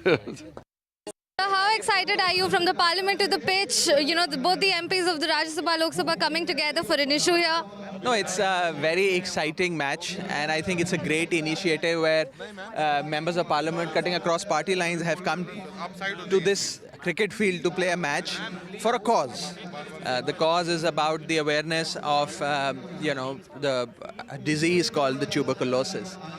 And I think what you will see today is that though a particular team has members of parliament of almost several parties, almost every party, but they will play together as one unit, as one team, with a lot of teamwork and team spirit. And I think that is the kind of teamwork and team spirit that we require as members of parliament of Team India. And I think this is going to be a great beginning, whereby I hope that the personal political animosity that usually even carry forwards post the election, we hope to see that diluting with initiatives like these. Can we expect this sort of camaraderie in the parliament, with other issues as well, between opponents? Well, I hope so, because the idea is that once the election gets over, all political parties, regardless of whether you're in opposition or whether you're in government, should work together, come together and work together as one unit. Because in the eyes of the world, we're one unit, we're Team India. While we, within the country, from election to election, may fight with one another on the political battlefield. But once the election is over, we should work as one unit. And I think that is also an unwritten message, a hidden message from today's match. We're currently at Major Dhyan Chand Stadium, wherein the tuberculosis awareness friendship match between both the members of parliament in the Lok Sabha and Rajya Sabha is all set to begin. And I'm currently being joined by Union Minister Mr. Ram Mohan Naidu here. Thank you so much for speaking to NDTV, sir. So essentially, what is, we know the cause is tuberculosis, but how would you look at this match? Very rarely we all come together across parties and fight for the same event, and this is one of those important events where you see that on breaking those political barriers, everyone has come together, because this is a fight, not a political fight, but this is a fight for the country. fight for India, and we want to defeat TB at all stages. So this has been a fight which has been there for a long time, and today, for creating more awareness, for bringing in more energy into the campaign, for bringing more people and more support into it, I think this is a friendly match is going to be a great platform to go forward. Already I'm seeing the enthusiasm, the way MPs have come in to participate and all that. And I would like to say that definitely this is something which we need to take it much more forward, take it to the constituency level, more ground level, root level, and try to defeat TB. It's a fight between the MPs today, Lok Sabha and Rajya Sabha, but the winner is definitely going to be India. And who is going to be defeated? It's going to be TB. So also, how long are you returning to the pitch after? Like, do you play cricket often? And what do you think? Is your team going to win, or is it going to be? No, looking at the fitness level, I think Lok Sabha is definitely going to win. And the other thing is that I don't remember when I played last. And one thing I can share with you. Anurag ji had one TB game, similar one in Dharmashala in his constituency back in 2017, I believe. So that was one time when we all played together in the same energy. But probably during the campaigns, I was trying to play with my constituents a little bit, but not as far as I can't recollect exactly. But it's a great to see the kind of enthusiasm here. Sri Lankan President Dissanayake is in India on a 2-day visit. This is his first state visit abroad since he won the presidency in September and his party swept the polls in November general elections. During his visit to India, Dissanayake will meet President Draupadi Murmu and hold bilateral discussions with Prime Minister Modi as well. My colleague Disha has more details. After winning a thumping victory in his country's parliamentary elections, Sri Lankan President Anurakumara Dissanayake is all set to shape Sri Lanka's future. And his first course of action, reaching out to crucial ally India. Dissanayake, also known as AKD, is all set to arrive in New Delhi today on a 2-day visit, with the Sri Lankan Foreign Minister along with the Deputy Finance Minister joining him. By picking India for his overseas visit since becoming president, AKD signals a pivot from China, despite having a history of supporting left-leaning and pro-China policies. However, the Sri Lankan leader has reiterated that he will not let Sri Lanka be dragged into any geopolitical contest between New Delhi and Beijing. Now, this visit also signals a new chapter in the complex Indo-Lankan ties, given India has a contentious history with the JVP, or the People's Liberation Front, the leading party of Disanayake's ruling coalition. The JVP led various opposition movements against Indian interventions, particularly in the 1980s, when India and Sri Lanka signed the peace accord. Dissanayake also made his name during the anti-India protests in 1980s. However, he has since toned down his anti-India rhetoric significantly, indicating his willingness to work with New Delhi. With Sri Lanka being one of India's crucial allies in its Sagar and neighborhood-first policies, Dissanayake is expected to meet Prime Minister Modi, Foreign Minister Jaishankar, as well as President Murmu, and discuss a range of issues from investments and connectivity projects to debt restructuring and the persisting fishing conflicts.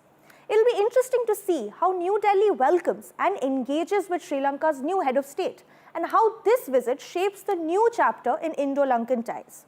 Disha Bagchi for NDTV.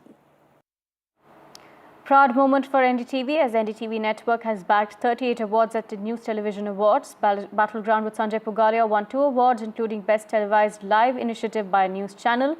Left, Right and Centre won the Best News Debate Show award, while The Last Word won Best Primetime Show.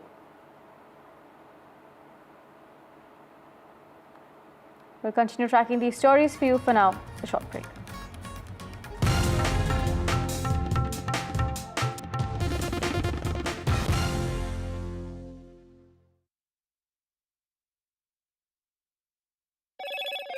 Hello, Moto. Motorola Edge 50 Pro, world's first AI-powered pro-grade camera.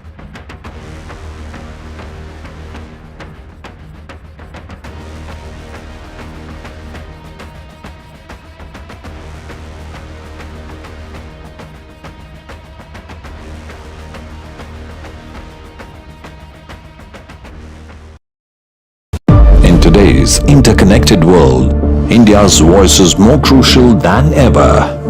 When India speaks, the world listens. At NDTV World, we are that voice, bringing you intelligent and insightful news from India and beyond. From geopolitics and diplomacy to economic shifts, migrations, tech disruptions, and the stories of our diaspora. We cover the news that shapes our global future. NDTV World, your new home for global news is here.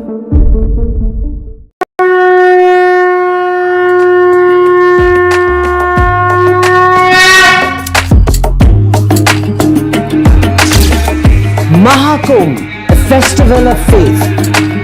The world's biggest spiritual festival. The divine dip at the spiritual Sangam. A sacred confluence of faith, culture and heritage. NDTV's mega coverage of the Mega Fest. NDTV at Mahakumbh 2025. I've been reporting on all issues big and small from Andhra Pradesh, Telangana, rest of South India, bringing you all the action, all that you need to know, all that you want to know. The energy of Maximum City is infectious. I bring in that energy in our news coverage from financial capital Mumbai. Covering from the southernmost part of India over the last 23 years, I bring in-depth and 360-degree coverage from the Dravidian heartland. The land of Mishti is also known for its bitter politics. I have seen much water flow under the Howrah Bridge, covering Bengal in all its vivid colors.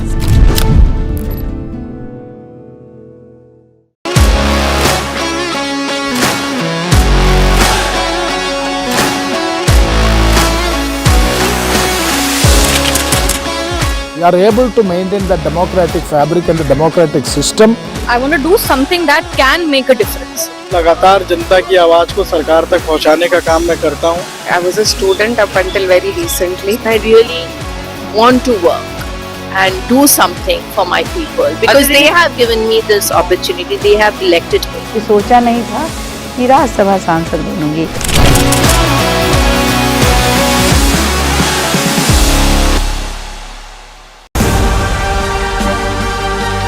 NDTV Indian of the Year 2024. NDTV network की तरफ से मैं आप सब लोगों का बहुत स्वागत करना चाहता हूं. Celebrating the extraordinary. Thank you, Judy. बहुत धन्यवाद करना. Honoring those who shape India's future. For me, it is a great privilege to participate. NDTV Indian of the Year. Only on the NDTV network. New day, new show, a new experience. Start your day with the news, not views. We bring you stories that matter and impact your lives. News that informs and keeps you ahead.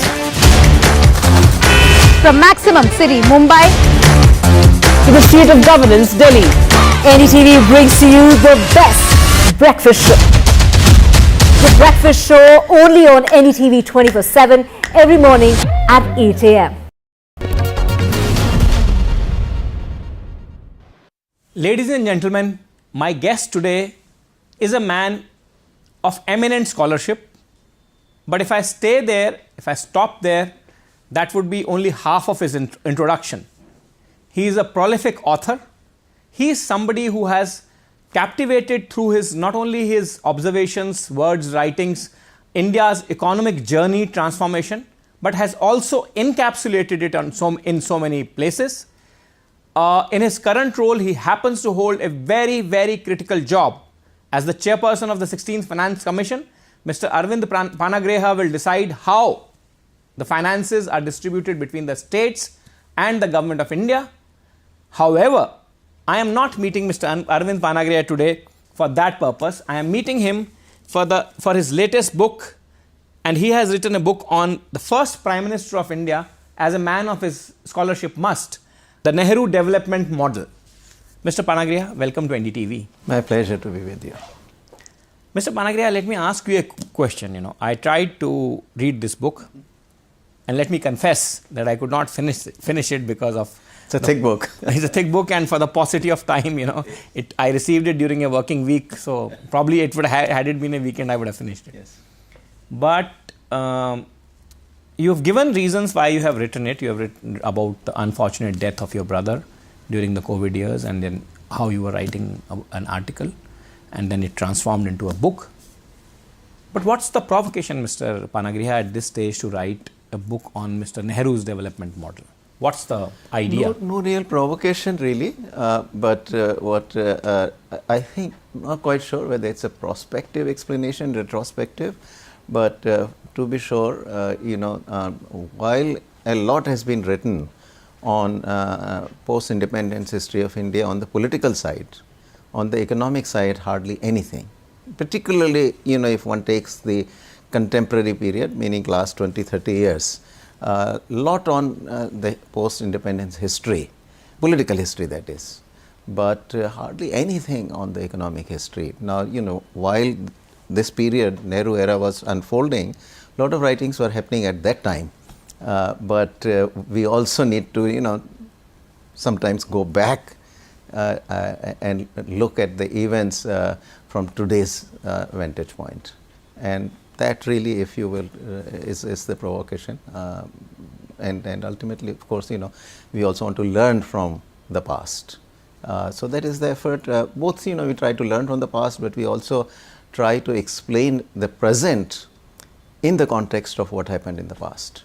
So both of those motivations drive the analysis of the book.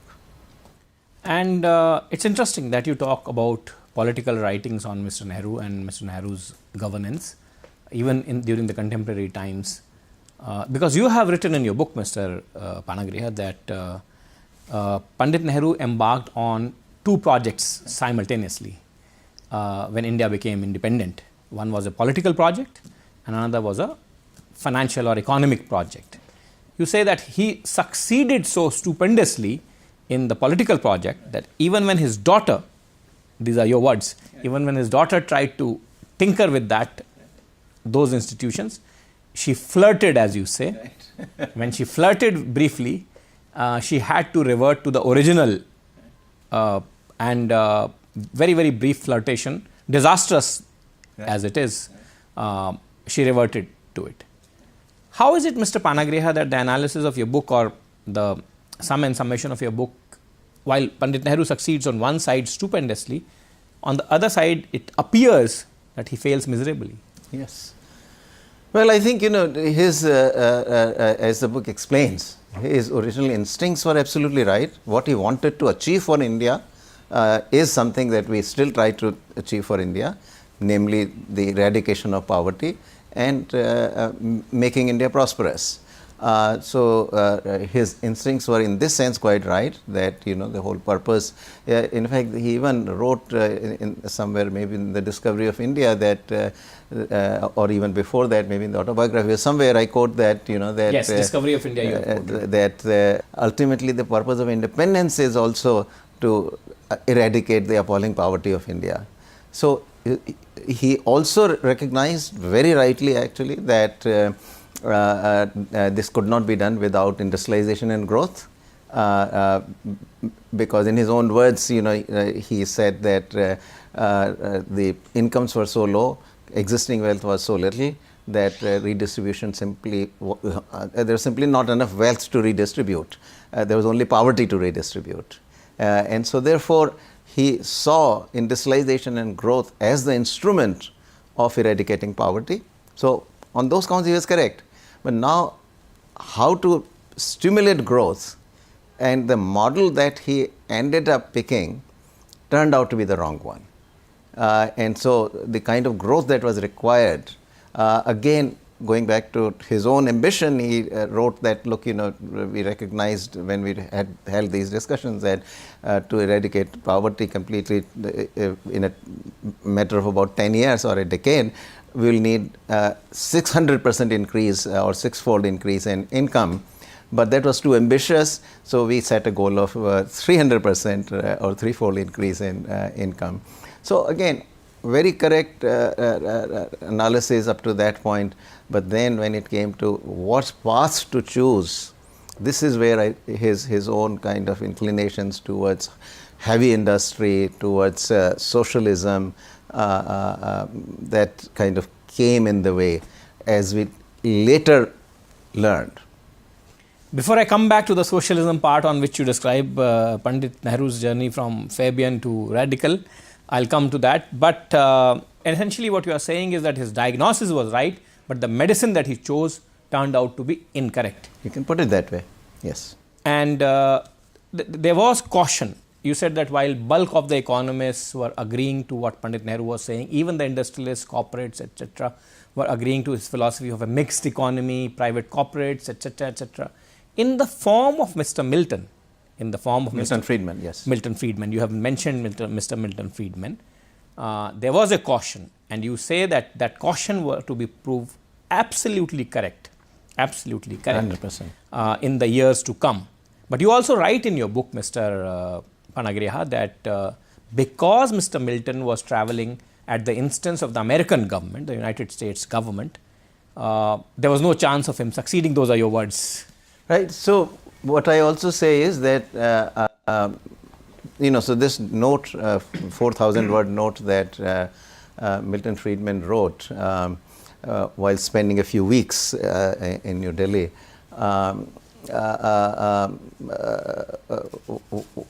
was written in 1955. And till then, Milton Friedman didn't have much acceptance even within the United States, at least among the academics. So he was still yet to be accepted by the larger academic community in the United States itself. So this is what I sort of say, that therefore they had no prayer of being heard in India. And sure enough, that's what happened really, there is no mention, I don't think anybody knew about the note that he wrote, except his fellow traveler, P.T. Bauer, who quotes him in a 1960 book that he wrote, very short book on India. But the wider audience really came to know of that note only around somewhere in the 1980s, when Subrata Roy, I think, discovered this and brought it out in a volume. I myself came to see it only around in 2000, when I actually wrote on that note an Economic Times column. So you mean to say that he was yet to acquire the kind of fame or the heft that he acquired? He was known, but his acceptance, his brand of economics was still not accepted. Was not accepted, basically. So he was very pro-market. He was free trade. He was flexible exchange rates. These ideas had not yet been accepted. He gained over time incredible acceptance, actually, and became a very big name. A very influential economist in the United States eventually. But that was still to happen. 1955 was still early. And he won the Nobel Prize, by the way. Yes. And so it was not something very jarring that his advice was confined to the bins of... No, it's not jarring. No. I mean, around this time in 1956 and 1955, before that, when discussions are happening on the second 5-year plan, when Mahalanobis writes the second plan frame, that is a framework for the second 5-year plan, conventional wisdom is that you got to do planning, you got to industrialize, you got to do heavy industry. We should also remember that till this time, even Soviet Union is generally seen as a success.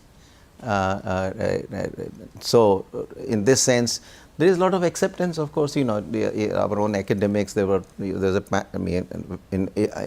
assessing the plan frame that Mahalanobis had written, there was a panel of economists, India's 21 leading economists from different parts of the country.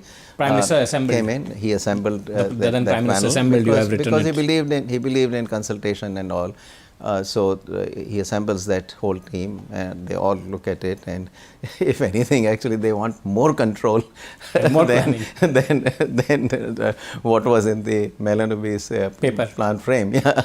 So Mr. Panagriha, let's come back to the historical figure in this book, that is the first Prime Minister himself. You said that he was also, in your book, you say that he was also driven by his own instinct. And you say that he was at some point in time a radical communist, and he was quite impressed by the Soviet communism. Yes. And then he traveled probably to a more pragmatic view of socialism or communism, what did you call it, Fabian socialism. Fabian or mixed economy. Mixed economy, which you have also written. So you think that the first Prime Minister of this country was quite radical communist in his leanings at some point in time? Well, I don't have to say that I think so. It's in his writings. One of the quotes I reproduce in the book says, you know, he once issued a press note saying that there are only two choices before us, fascism and communism, and between those two I choose communism. But there are other writings of his, including actually a presidential address in the Lucknow AICC, All India Congress Committee conference, where he very forcefully expresses this view that he extols the Soviet experience and says that, you know, the only thing that can ultimately tame or defeat capitalism, which leads to imperialism, is some form of coordinated socialist, international socialist movement, or various countries coming together forming these socialist governments around the world. So he's clearly very radical in this view. And the transition, I think, happens over the following decade between 1936 and 1946. And when, of course, he comes into governance, then that probably mellows everyone down. That also, but I think my own read here is that there was a committee called the National Planning Committee, which was appointed by Subhash Chandra Bose in 1938, within the Congress party, that is, and that had 14 members. Nehru chaired that committee, and among the 14 members there were 3 or 4 leading industrialists. That's where, you know, Nehru sort of meets his match kind of on the other side, on the market side. Because industrialists are very worried. In fact, there is also a story that, you know, after that his Lucknow presidential address, industrialists had got very worried that the kind of, because Nehru in that address talks about nationalizing everything, the government and he did nationalize sector. a lot. He did a bit, but much less, you know, nothing like, you know, I mean, what there Indira did late, in the later years. Earlier he would be talking about nationalization of all private industry. I mean, effectively more or less the Soviet style. So that got the industrialists very worried, and so these interactions then happened in this committee, which deliberated for 2 years, 38 to 40. Almost till the point that Nehru then gets sent to jail, and that's where somehow abruptly the work of the committee stopped. But there, Nehru himself writes in the Discovery of India that, you know, there was a lot of difference of opinion between the industrialists and me, but I learned from them and they learned from me. So the result of that was that they both seemed to have reached a compromise position of what came to be known as the mixed economy. Because not only that the Prime Minister accommodated the private sector, but the private sector also accommodated the public sector, because they wrote that in 1944 and 1945 in 2 parts the Bombay Plan. Yes, which was published. You mentioned it in great detail about 1944, 1945. And if you look at the Bombay Plan and India's foundational 5-year plan, which is second 5-year plan, not the first. Not the first, yes. And that foundational 5-year plan and the Bombay plan are very similar. You'll be very surprised, actually, you know, as to how the two could be so similar. But my read is that it resulted from this interaction. One influenced the other. That's your reading. Yes. Now, let me ask you something, Mr. Panagriha, that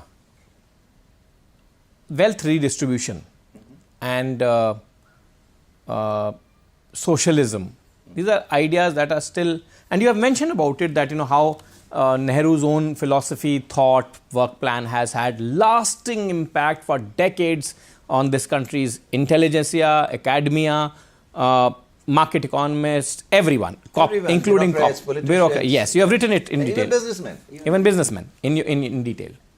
Now, these are the ideas that still refuse to go away. Absolutely. Congress party, even today sometimes, today sometimes, Mr. Rahul Gandhi sometimes, very vigorously champions ideas of wealth redistribution. Mr. Rahul Gandhi is all about redistribution. Yes. I think, you know, and When the UPA 2 was running the country, I remember writing a column where I said that, you know, the view within the government seems to be that the economy is like the Kamdhenu, the mythical cow, you know, who gives without asking for anything. Yeah, without asking for anything.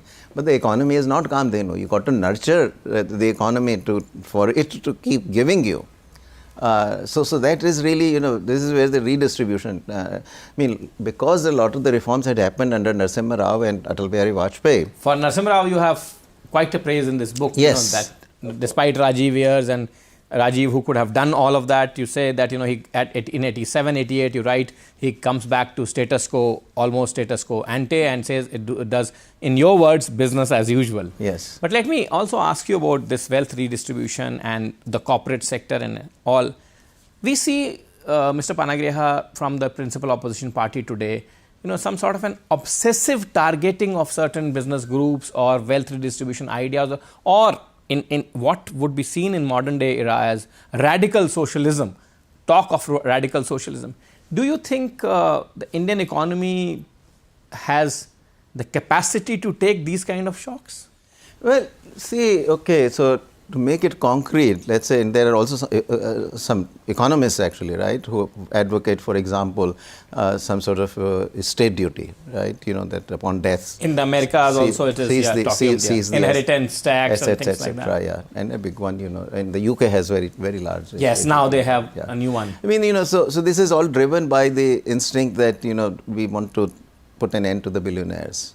Or at least, you know, at some point we deprive them of a lot of their wealth. A lot of their advantage. Wealth, basically, you know, a lot of their wealth.